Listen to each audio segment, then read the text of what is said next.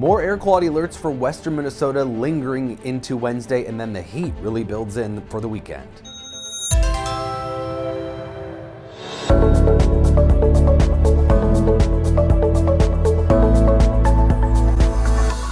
So here's Hurricane Idalia. This is a about 12-hour loop of radar and satellite imagery. Briefly became a Category 4 storm overnight with winds over 130 miles an hour, but made landfall as a strong Category 3 storm, 120 to 125 mile per hour sustained winds.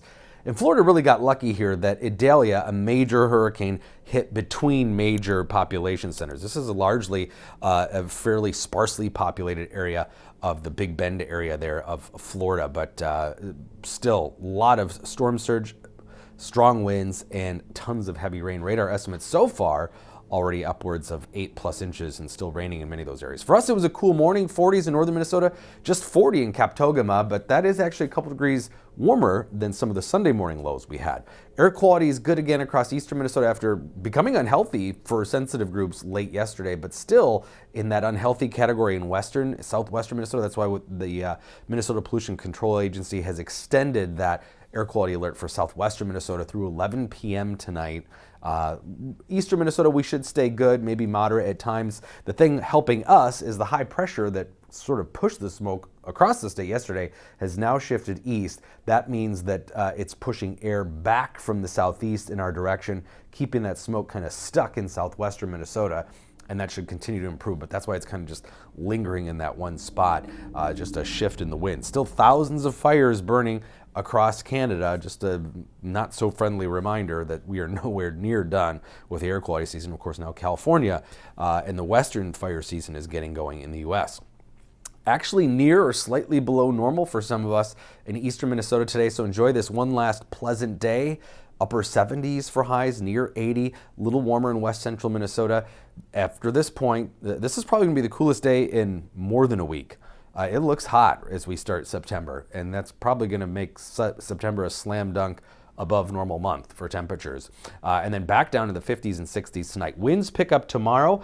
Tomorrow won't be hot yet, but it is going to be warmer in the low to mid 80s and very windy out of the south-southeast as that warmer air surges northward again. Should be in the low to mid 80s, eastern Minnesota, mid to upper 80s, western Minnesota, still in the 70s up in the northeastern part of the state. But then that heat dome, that upper level ridge of high pressure that hasn't really gone anywhere, just kind of bounces around and shrinks or expands, is going to be back in our area this weekend into next week and subsides somewhat maybe late next week, but then builds back in. Early indications are that September looks like a pretty hot month this year. And one of our climate trends is September is one of our fastest warming months in the year. This time, though, it won't be as humid. Dew points will be 50s, 60s, maybe occasionally near 70, but not those near 80-degree dew points we had last week. But it's still going to be hot. Near 90 on Friday. I think we'll be in the low 90s in western Minnesota.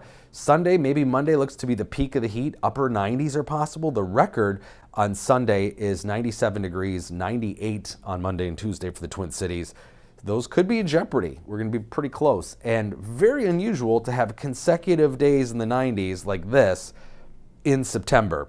So it is hot. 2 rare heat waves in a row this late in the season. Got to wonder what's going on, right?